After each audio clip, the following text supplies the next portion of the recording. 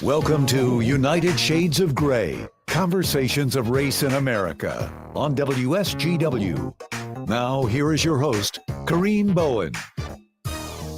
Hello, this is Kareem Bowen, and welcome to another edition of United Shades of Gray, Conversations of Race in America. If you're wondering why I got my groove back, it's because I got my main man in the studio with me today, Mark Bassett. Hey now. What's going on, Mark? It's going great. It's good to be back in the studio. Mark, I love it. Mark is in the house. We got our producer, John B, in the place to be. We sound like a 1980s boy band. Back at it again. But I'm certainly Boys to Men are in sync. Which one? I don't know. We're probably out of sync, but it's okay. But it is so good to have you back, Mark. He kind of give me that little. I'm like, hey, give me some love, man. Yeah, put the arms good to be around back, me. man. Bring it in. Yeah. But anyway, so Mark, we have to have an update on what's going on in your world and in your life. All of those great things. First of all, John, I want to say congratulations and welcome. And I'm happy for you because I know you like the cold weather, so you can officially wear sweaters and coats and things of that nature. I thought about you today when I threw on this light, sort of like maybe I need to put sleeves on. What was the character's name in the Cosby Show that he wore the sweater vest? Is that or was that the Fresh Prince of Bel-Air? Yeah. Okay, the reason that's funny is because my entire time in high school and then when I went to Michigan State, I was always called Carlton from Carlton. Sweater. I don't see a lot of black dudes wearing sweater vests. Yeah. I was Carlton from Carlton. When I was in high school, honestly, I promise you, my mom would always, when we went shopping, like if I had an Argyle sweater on, I had matching socks.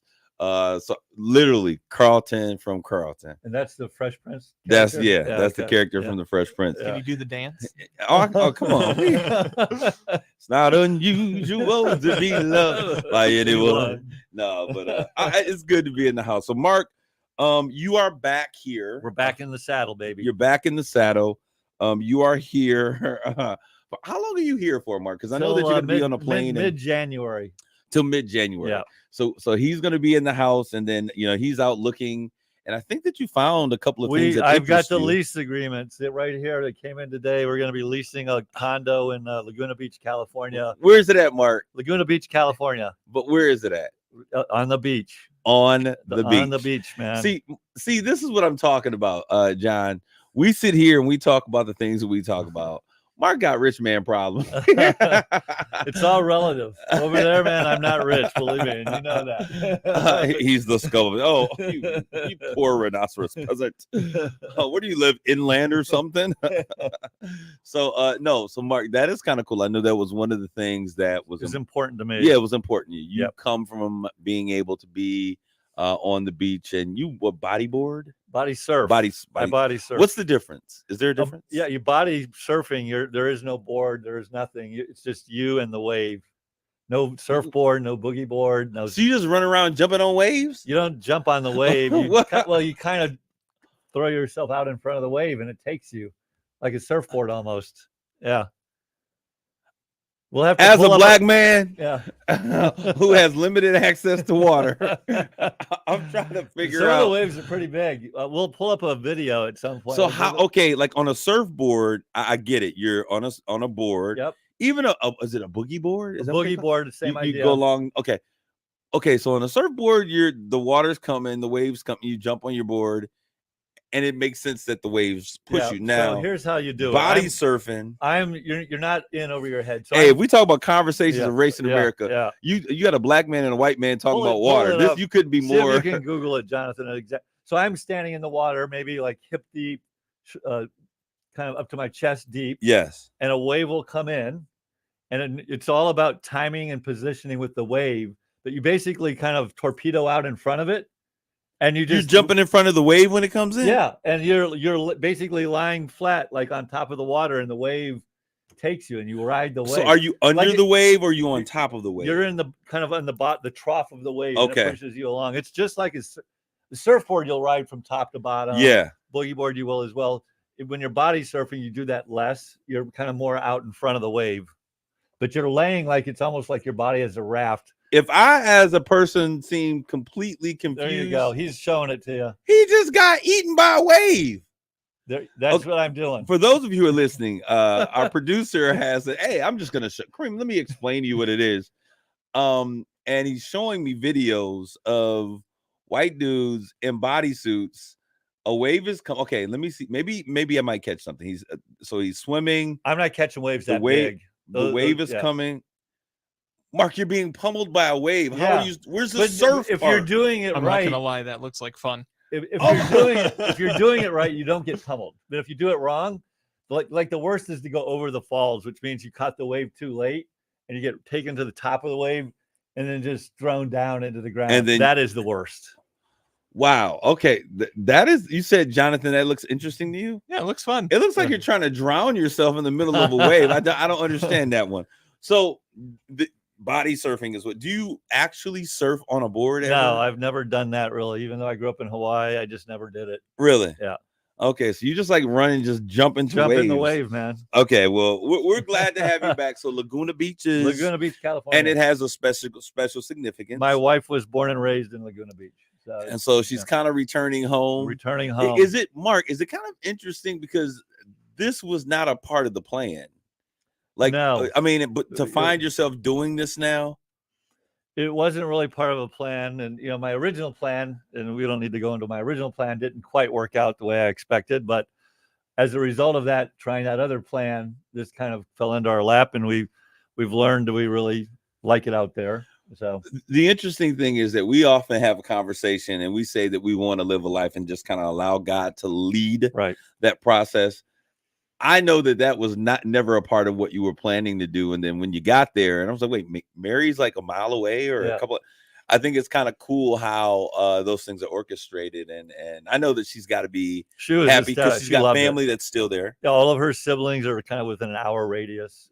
We have a kid in LA, a kid in San Diego. They both visited 3 times in the 2.5 months we were there. And so it was really nice. That is cool. And I was able to go body surfing all the way until November 10th, which was my last full day there. This is my question. Okay, so coming back to the Midwest, what was the weather like there? Because there's a song. There's a song. I'm gonna give you a little song. You may know this song. It's always sunny. Don't tell me. Never rains in Southern California. Mark, you never seem to amaze me. You never cease to amaze me. It was 65 to 75 almost every day. Sunny almost every day. Do y'all see why I love this guy? For those of you who know, if you know, there's a song by Tony, which is an R&B group from the 80s, 90s, and the 2000s. And the name of their song is "It Never Rains in Southern California." That which is a remake of somebody else. Yeah, no, it is. But I mean, the fact that you knew what I was talking about, I'm pretty impressed with that. All right, so Mark, there's so much to catch up with. Christmas Aglow. Was that July? That was in July in DC. Okay, because all of us, got pictures. We went there. It was actually maybe August because we went there right before we went to California. Okay, so it was probably for those that are listening. Mid-August. Once again, it's been a whole year since we talked about this. Christmas Aglow is what? There is an international group, club, or whatever you want to call it, of people that collect vintage Christmas decorations. 1984, pre-1984 is the criteria. And they have an annual convention. 2 years ago is in Chicago. This year's in DC. Next year's in Dallas. And it's a 3-4 day long convention. And, to me, the highlight is largely the people every night sell stuff out of their rooms, vintage Christmas items. And every night I walk from room to room. There's probably 100 rooms looking for really cool Christmas decorations. Mark. And at the end, there's a big auction, which I like auctions. Jonathan, is it just me or was that kind of an interesting fact? Yeah. Okay. I was picturing like an exhibition hall where people have booths or something, but they have that as well. Okay. At the last day, they have a big booth, like the Santa that glows up. Well, what's funny is 222 in 30 minutes. Yeah. Oh, yeah. No, it's the last day they have a big sale where it's a big hall. And there is a line. You wouldn't believe how long lining up to kind of run in and get in first to get like the best stuff. I'm gonna tell y'all, hey, this show is appropriately titled "United Shades of Gray: Conversations of Race," because this is the whitest thing that I've ever heard of in my life. By the way, What? I saw 2 black people this year. What? Yes, and one Oh, of it's them. because you was in DC. Let me tell you how bad that is. You're in the blackest city in the whole United States, and you go to a convention and you see 2 black people. I think I'm on to something here. It was a couple, and they actually, because they have a museum every year as well, and it's just people's private collections. Yeah. This black couple had their private collection there. Speaking of which, It was a very white collection. it was a very. But speaking of which, because you sent pictures over of some of the black artifacts that you or the collectibles that you were finding, and we've had a conversation before with Kevin Jones. Kevin Jones, yep. He is now in process of, he found a space, he's working on it. I don't know if you've had an opportunity to see it yet or not, John. I've seen pictures. Amazing pictures. I'd love to see it. I'd love. I'm going to go make over sure it. that you guys get a chance, because his museum of black history or black collectibles here in the city, I think is what it's called. AMUSB. AMUSEB. And I think and you've seen some of the things that he has with the dolls and the collectibles, and some of the see them every so often. Yeah. They tend to be expensive because they're rare. Is the term tchotchkes? Tchotchkes. Tchotchkes. That's what y'all call them. We call them knickknacks. I just don't know how much he's willing to spend on stuff. So because I see stuff every so often, and I've forwarded it to you, and like, man, I've never seen this before. This is pretty cool. And you know, I think because everything that he has, he's been doing himself, and he's done an amazing job with thousands of pieces. So I'm excited about him actually opening. I think he's thinking he's gonna be able to do so at right around Black History Month for this coming year coming up. So it'll be really interesting to connect the two of you. All right, so Christmas Aglow, we go from going to the blackest city in the country, Washington, DC, and then we go to Christmas Aglow. There's a black couple there. Hey, there's one for integration. Yep. And then we move slowly but surely, baby. So now, because I got something in the mail. But before we talk about the email that I got from you, let's talk about what's happening now, because I know that the holidays are coming. And Thanksgiving is right around the corner. Yep. And you don't know this, but we're prayers for Jonathan and his family. You lost the matriarch of your family. Yeah. And grandmother. I'm sorry. Great grandmother. Wow. Yeah. Wow. She was still alive at your age. The real matriarch. Wow. Yeah. Wow. And so great grandmother. Yeah. That's How amazing. Old was she, if you don't mind? 98. Wow. Okay. Yeah. That's amazing. Last year was our first Thanksgiving where she didn't make a pumpkin pie. So I think she was preparing us for get ready, because this year you're on your own. Yeah. But I do understand the difference the dynamics makes. The dynamic is when we lose that, let's say, lose that matriarch or patriarch in the family. So Thanksgiving is a little different. Hopefully she passed those recipes down to other folks. Anybody got the recipes? I think they're spread around the family. And so I know that we've got the Christmas cookie recipe. I think someone else has another recipe. She always made this special thing for holidays. She called holiday salad. Someone's got that recipe somewhere. That's going to be fought over at some point. The holiday salad. What I want to know is, I think we had a special show just about you and your family at the holidays last year. Are you prepared? Wait a minute, Mark. Wait a minute, Mark. Are you prepared? Because I got family members in the social media stream today. No, the funniest thing happened today. Speaking of the holidays, Thanksgiving. This is so funny. I was sharing how I get anxiety sometimes preparing for our family holiday get-togethers. And guess what I got this morning, Mark? Everyone was like, invitation. Oh, we got the invitation. So are we going to do our collective family get-together? And people started making jokes about things. People were talking about, and then I was like, are we really going to ignore my aunt, Auntie Lane's question about if we're getting together for the holiday? And so here we are talking about it. I love my family. And I said this before, I absolutely love my family. We grew up like the Waltons. So if you can imagine, and I guess I'm dating myself because John is over there like the Waltons. It was an older white version of the Cosby Show. So if you can imagine Little House on the Prairie. John Boy. kind of Good like night, John Boy. a modern little house on the prairie. They weren't necessarily set in the prairie. Virginia. It was stationed in set in Virginia in the Yeah. Blue Ridge Mountains. Yep. Family, grandparents, There you parents, go. and kids. John And Boy so- was the lead character. And so it was a situation, where the families were close knit, and they live on a farm. Seems like they live on Kind a of farm. like a farm in the mountain. It was in the Blue Ridge Mountains. I Yeah. think. But strong family connections. And the thing that was funny, because as a kid growing up, this is what we used to always do. We used to say good night, John, on the show. Night, yeah. When they got ready to go off, they would good night, John Boy. Good night, Grandma. And you hear them say it off the host. When I was growing up, we would make fun of that. And so, like, if my cousins and everybody were there, there's 50 people in this house, and we'd be like, turn the lights off. Good night. We would just go through the whole thing.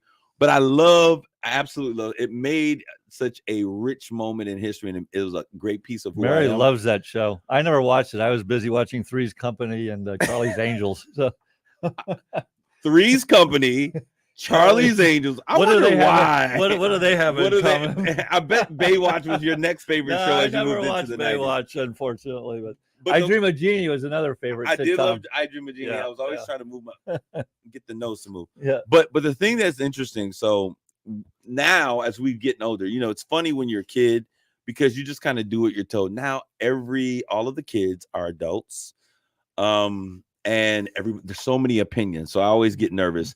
The email came or the text message came today. Are we doing family Thanksgiving? Absolutely. I'm so excited about doing family Thanksgiving this year and being with everyone and having all of the You can joy. set the example. Yes, that that's smile exactly, is not very convincing, Kareem. Very disingenuous smile today. But anyways, we're not talking about me. We're talking about Mark. So Mark, today I also got the email this morning. Yep. On the big holiday party. Holiday open house. I tried to send it to Jonathan, but it bounced. So I tried to send it again. It looks like it went through maybe. But a big open house. It's something we've done for a lot of years, and I'm getting ready for it. We're also on the Zonta Walk in Midland. So you're in the Zonta Walk. We are, which is for explain. Yeah, the Zonta Club is a women's club in Midland. They do raise funds for women, young women, to give them scholarships to go to schools and things. And they have 2 walks a year, but one of them is at Christmas time. And we opened our house up a couple years ago. We're doing it again this year. People can buy tickets. I think they're $4 or $5 or something. And there's 5 houses on the tour.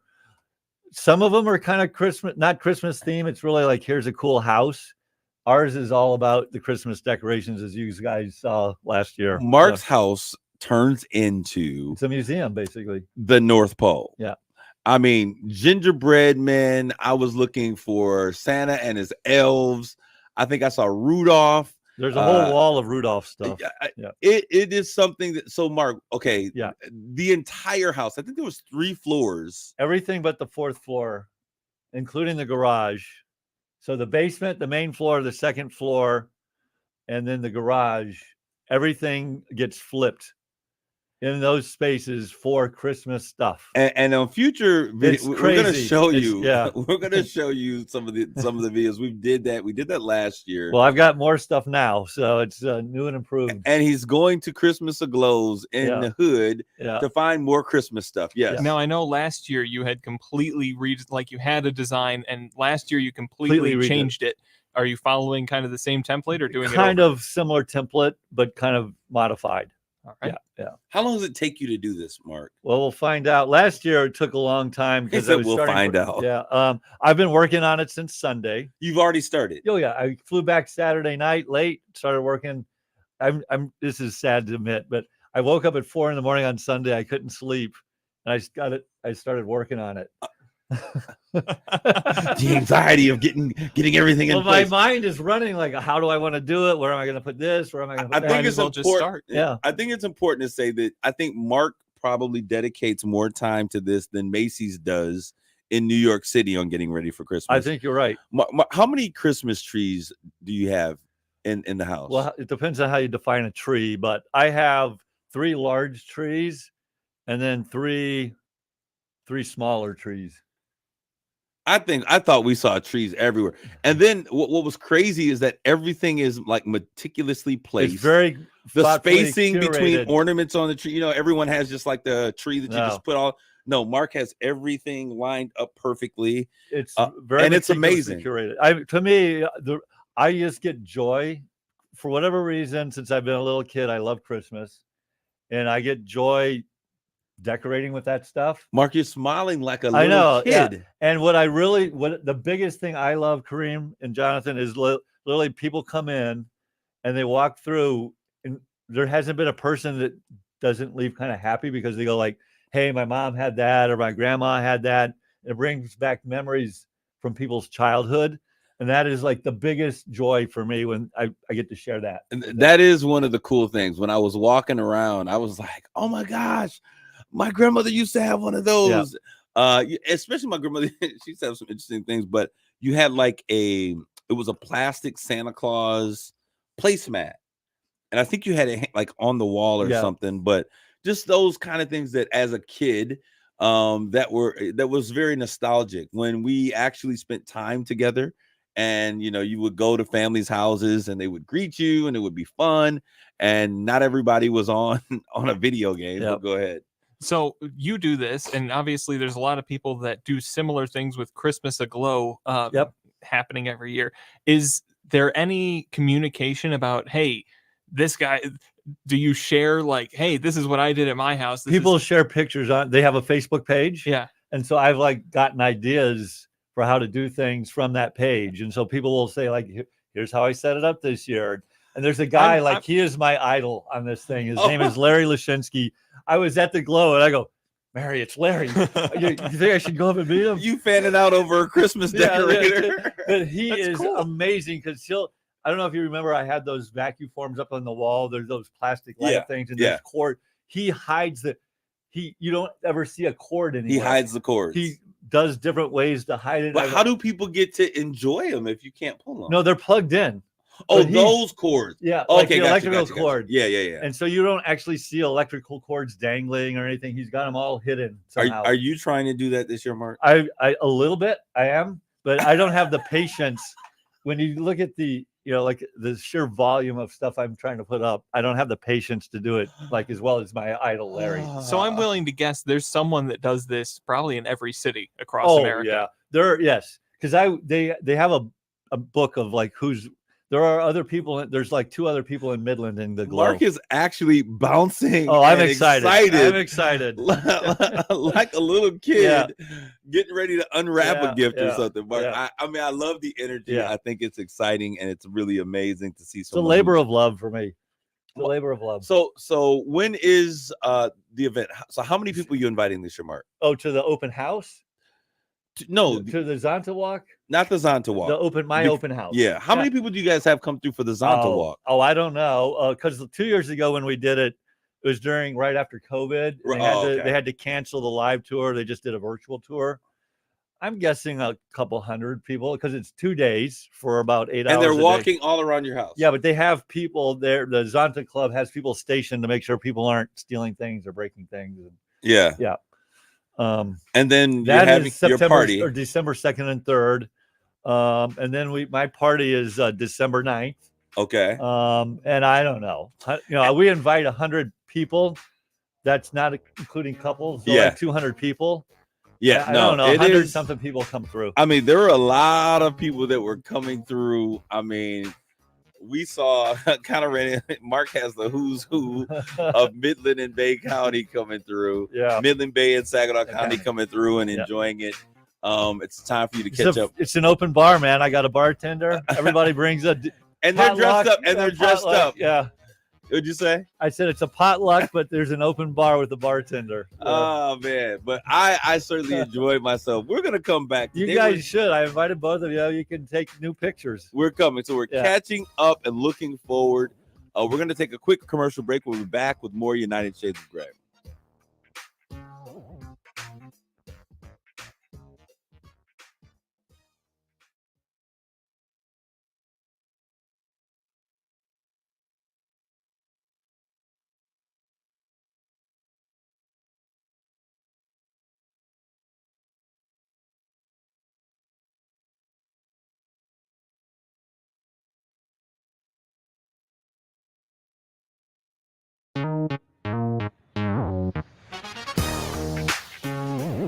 You're listening to United Shades of Gray on WSGW. This is Kareem. We're back with more United Shades of Gray. Before we were going to break, we were talking about Mark and his holiday party. And I was saying to him that I should probably petition the governor to make him the ambassador for Christmas for the state of Michigan. And then he begins to share that the Governor Whitmer, gave me a big kind of abominable snowman head from Rudolph the Red-Nosed Reindeer cartoon.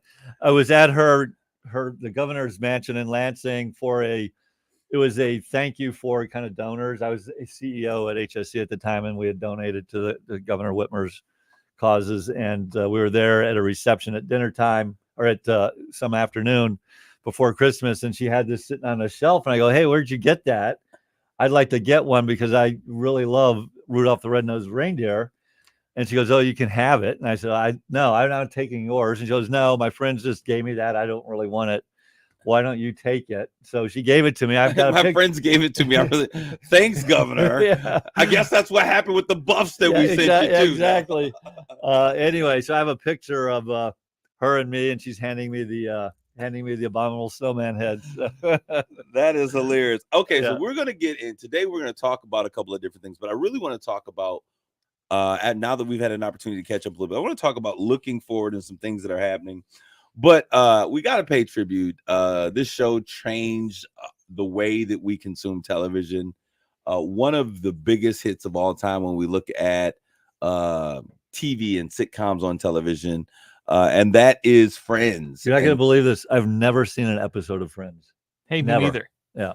Oh my! You just hyped it up so much. Oh my God. What the heck? No, Seinfeld. I've seen a lot Seinfeld. Friends, I like Seinfeld. But let me tell you. Go ahead. But let me explain to you why I like Friends. Let me.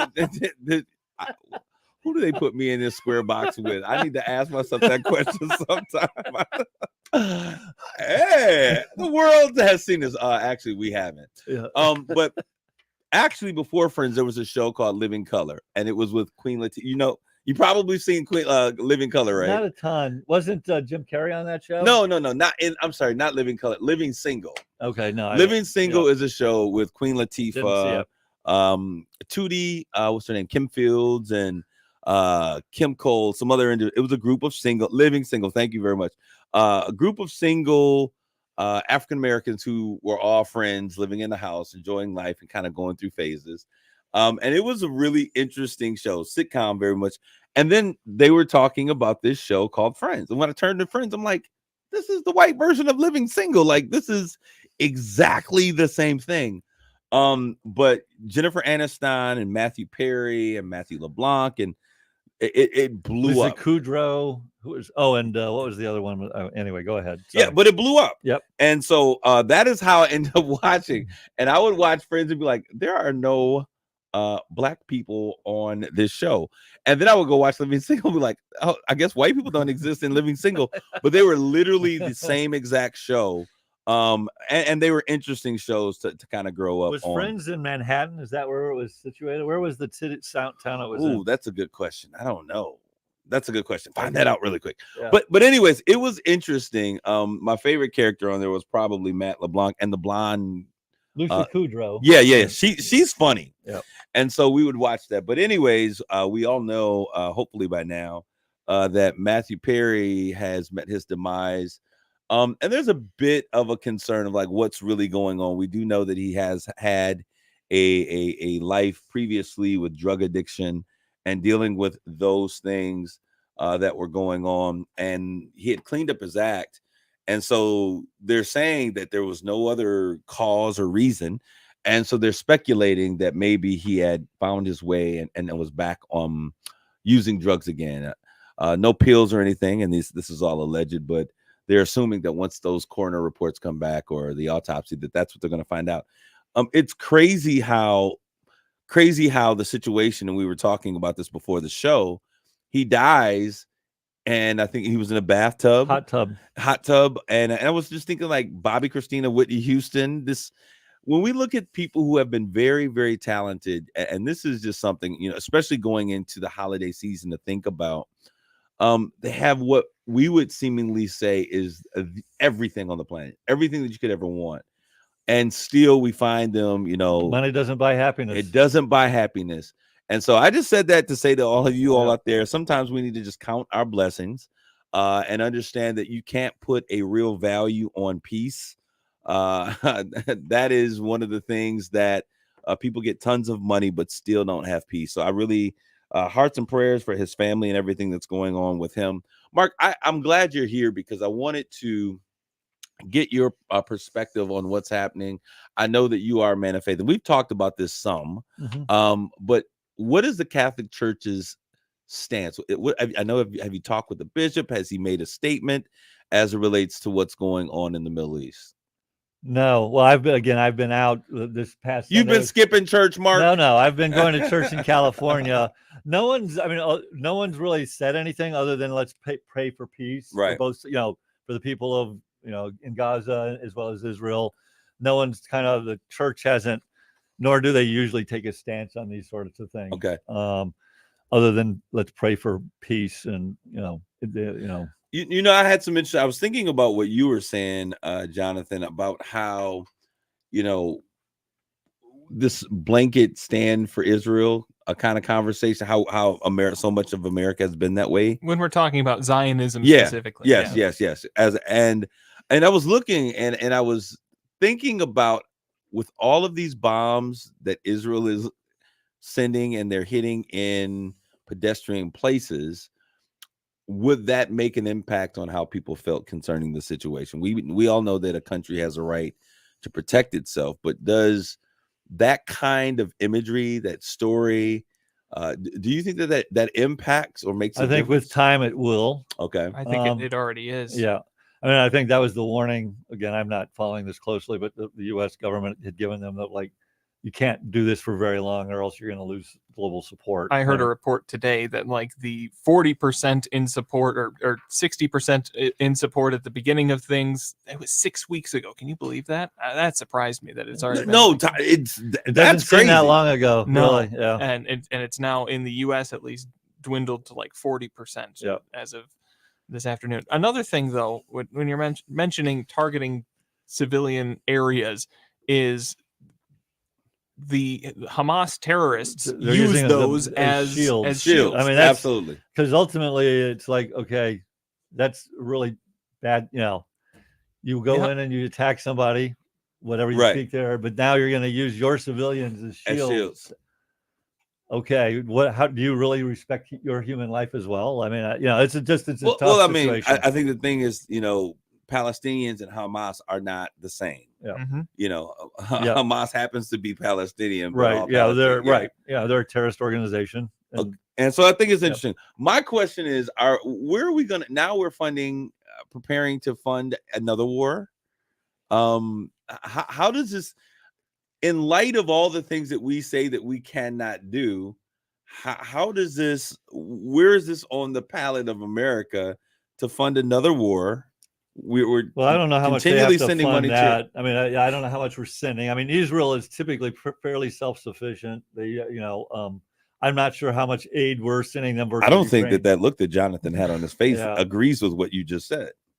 We send them a lot of money. Sure. Yeah. But it's relative to the Ukraine situation where, they don't have anything. Israel has something, and there's a lot of Israeli Americans that provide a lot of financial support as well. And if there's a show to talk about it on, I think this would be the show. I saw a post the other day, and it was, they're putting white men back in the army recruitment commercials. It must be getting serious. And no. What do you think that means, Jonathan? I want you to go ahead and elaborate. What are you saying? Well, I mean, for years now, it's been, the army is telling the stories of, hey, the army is for everybody, and it's going into the diversity and look, we've got there was one where it was the adopted daughter of two married women, and it was about her story, and that was my army recruitment, whatever. And now it's white guys jumping out of a helicopter getting things done. We're back to that. Things must be heating up. Well, I'll tell you what. In a time when historically, I always say that a black man has no place in a white man's army. I always said that. I've always believed that, even though I believe it's a national. Most of the things and the interests that our nation fights for, I think in the end, really only are benefit a certain 1% of the people in our country that we're fighting. I'm just messing with you, That's Mark. all right. But and so who is the 1%? I don't You're talking about know. wealthy I don't know, people, Mark. or- Who are the 1%, Mark? I mean, don't know. Jonathan. But we know who the 1% I don't are. think I'm with you on this one. No, Yeah, I am. yeah, I do. I don't yeah. because I think it has national interests that we, as the average person, doesn't necessarily will see a benefit from. Well, here's what I would argue: the Okay. average person in the U.S. is better off than the vast majority of people all over the world, and so by maintaining that, you are benefiting from it. Okay, we say that all the time, and Yeah. trickle down economics really has never hit the community or the streets, Main Street. I don't know that those are the same thing. But they are in many ways when we look at it. So because I'll tell you this, if we're looking at this and we're having this conversation, since this is United States Great Conversation for Race in America, if we're going to have this conversation, I don't know how I got all that in one breath. The thing that I think most everyday citizens would look at is the fact that Americans get so upset about things such as funding education for folks who may not be able to pay for it. And we talk about we don't have the money, or those social benefits or those social things, programs that we could do. Healthcare is another example. And we talk about we don't have the money to fund those things, but then we look and we have money to go over to Ukraine to fight a war and now send money to, as you said, a country like Israel, who has done really well in terms of being able to fund and take care of things for themselves. And so I think that for many people in America, this idea, this concept of these types of wars are almost, what's the term that I want to, it's almost like we're going to boogie in your face. I can't think of the word. It's kind of like, how can we say this, but then what's the word? I can't think of the word. Like any organization, I don't know. Go ahead. I'll find it. But I was going to say, like, any organization that you run, and you have the president, and then the Congress is running an organization, and the Senate kind of is running this country. There is always more that you could do than you have resources for, always. And so ultimately, and I'm not saying I agree or disagree, but there's always an allocation of resources you have to apply, and you're not going to be able to do everything you absolutely want to do. So you have to prioritize where you think that money is best served for the greater company, organization, country. And no matter what you decide, there are going to be people that think you're doing it wrong. Now, because one of our listeners in the social media stream, they blamed it on the administration. Yep. That this is horrible and doesn't make sense because of the administration. Now, if we were to have an honest conversation with the responses as it relates to funding these two wars, would that be different under a different administration? I doubt it significantly. I do as well. I don't think I don't think that it would. No. And so I think, because ultimately there are a lot of people that are experts in this that have made a decision that you have to do these things to keep Russia in check or to keep these terrorist organizations in check. And there's a sacrifice as a result, other places that are made to do those things. And again, no one knows the right allocation. You have to just use your best judgment to allocate. So when we look at these conversations and we have, and we look at it, and this is really not where I intended that we're going to have this conversation, but I think that it's interesting to me when we look at these types of situations and we say, okay, because it's Russia or because it's, Syria, Iran, then we have to respond to their aggressive behavior to allow them to know that, we're watching you. So are there but we can allow other situations and atrocities to happen in other places around the world where we don't necessarily have a vested interest? Or what is it that is the golden thing that determines that? Again, I'm not in Are you understand what I'm asking? Yeah, I do. How do you, again, it's back to how do you prioritize where you're going to allocate your resources? And so, and where do you stand up and beat your chest and say we're here for them? Right. And it's going to be back to national interest when it's all said and done, I think. Well, I mean, well, when I think about it, because I think about what's happening in countries like Sierra Leone, and I look at what's happening with the entire continent of Africa, a place that has much of its, they are one of the wealthiest in terms of resources. They are the wealthiest in terms of resources country on the planet, continent in the world.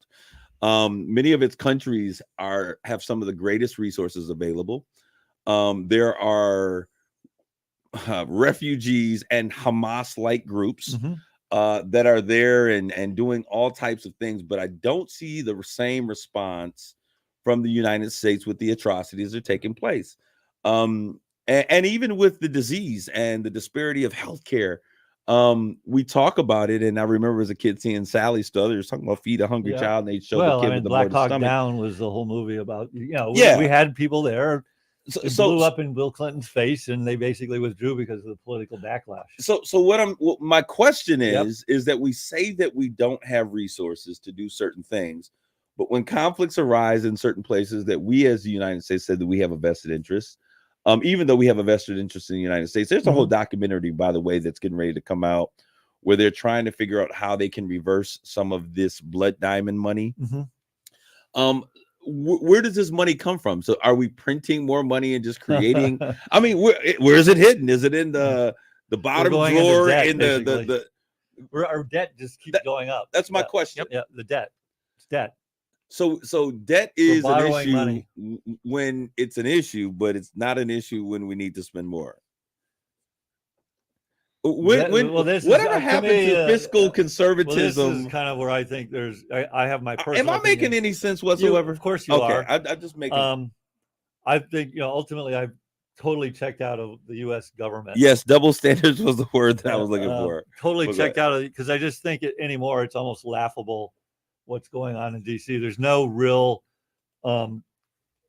concerted effort to collaborate to make a difference and to make things happen. It's all about political grandstanding. It's about your brand equity, and it's not about how do we work together despite our differences of how we think it should go to compromise and get to a better solution. I think the state of Washington D.C. is just a travesty and a joke, and I'm just embarrassed. And I think it's a similar position on the world stage where America, I think part of the reason that we're pouring so much money into this is to save face on the world stage. It is, we're America, we're up in everybody's business, so we need to keep that reputation going that yes, we are the enforcers, we're the great world power, even though it's eating away at our infrastructure, our people. There's a couple of things, and since we know that the president and his cabinet listens to this wonderful show that we do all the time, I think about things such as the fact that veterans come back home from serving our country, and many of them have issues, PTSD, all those types of things. There's a food insecurity issue in the military. Believe that. Yes, I mean there's a food insecurity issue in the United States. We eat and waste a ton of food, but when I think about how we could be more fiscally responsible, and I think about how we could really make America a better place, I think about things like border security, and it's funny because for a long time, as a black man growing up in America, we're like, why would they want to stop the minorities from coming across the board? And I was like, we're a land of immigrants. And then I started thinking about this thing. I'm like, well, we need to put some things in place so that we know who's coming across our borders, how they're happening to get here. What is their function? What is their role? They come here for asylum. So we need to have safe borders. There's a lot that we could do with the billions of dollars that we're sending to other places. There is. I think about how many childhood cancers that exist in the world. You are edging closer and closer to that dangerous American first ideology that's out there. You got to be careful. Well, call me crazy, but I think that a nation should take care of itself and its people first. I don't disagree with that. I know that many people think that that's an unpopular opinion, but if we are Americans, we take care of Americans. Your family always tells you family first, right? Treat everyone like your family. I mean, it doesn't mean that you don't care about other No, people. yeah. But if I need a kid, if my brother needs a Sure. kidney, and my neighbor needs a kidney, guess Of who's getting a course, kidney? yeah, of course. My family's getting a Yeah. kidney. And I think that we've got to begin to think about that. And the issue that I have, Jonathan, and I know that we can't solve all these issues on one time. Well, and the reality is we don't have all the information either. Well, I mean, we got enough, but the issue is we have to see everyone that is American as American. And what happens is that there's a standard of what is American and who is American. And the reality of it is that if we would do, as you said, treat everyone like we would want to be treated or as our family, then a lot of what we see happening in our streets, I always say that, violence is a tantrum of the soul. These riots are tantrums of the soul. If we were to take care of our own, which I think that we should, and not fighting everybody's war around the world, can you imagine how amazing? At some point, someone could easily say, "How much money do we have to throw out?" I mean, throw that way. I mean, if you're gonna throw it over into some country with people who ain't giving a darn about you, why not throw it to somebody who's in your country? But at some point, and I'm just taking. Can you answer that question for me, though? Well, again, it's about priorities, and you can't. So Americans are not the priority of America, but Ukraine is. The U.S. education system's getting all sorts of money. But what I'm saying is, so we talk about we don't have ways to fund education in America. We are funding education. Well, I mean, you just want more what money. I'm saying, okay. So we can spend it on administrators. But this is what I'm saying. If we're going to throw money at a country that is not looking to give us anything, that we don't benefit other than a statement that we're making, I would rather waste money in my own home. I don't necessarily. I'm not disagreeing with you. I'm just basically saying again. There's only so much money. Yes, and there's multiple. No, you just print it. In multiple places you can put it. And have you seen that, Jonathan? There's only so much money. You look at the state of Michigan and how it runs its education system, with every little town having their own school boards and their own the amount of waste in the education system. As far as I'm concerned, let me tell you where we waste a lot of money is in overpaid CEOs. That's where we waste. I wish I had been an overpaid CEO. I was an underpaid CEO. But Jonathan, real quick question. I know we only got a couple minutes here. Reparations, yes. That's always the answer. That is the answer. Yeah, okay. We'll talk about that another time. Jonathan, do you think that there is a limit to how much money does it appear that way? I think do I think there's a limit to how much money there is to spend on certain things? I think it'll come to bite us. I think it won't come to bite us. I think it'll come to bite our kids and our grandkids and their kids. And it's called hyperinflation when money isn't worth anything. Yeah, and it's bad. It's coming. But at the same time, I do understand there is value in protecting international interests. Absolutely. But oh my gosh, does it get out of hand? I think that's kind of where we're at. Well, the issue is it's so expensive to do it. You can't. The amount of money you spend doing it, like in a month, is an amazing amount of money compared to like something else. And that's the issue. It's really expensive to fund a military and then move a military, and a tank is a lot of money. So it is absolutely crazy how much money that we spend on those things. I think that a nation needs to be able to take care of itself. So I believe in funding our military and making sure. Salute to those veterans. We're just beyond Veterans Day not too long ago. My Uncle Paul, who has served and lived a lifetime commitment in the military. And I don't think that he's done yet. I think he's going back to do some more stuff. But we want to thank you guys for continuing to tune in. I want to thank my man Mark for being in the house with us again. He is back in the saddle, baby. To my producer, John B, in the place to be, who always makes things make sense. And to those of you who are continually listening, we want to thank you for continually tuning in. Next week, we're going to get into talking about what are we going to be doing in 2024. Why wait until December 31st or January 1st to really talk about what are the expectations and plans for the new year? We're going to get to it. Thank you all for tuning in. God bless yourselves. Take care of each other. God bless you. Grace and peace.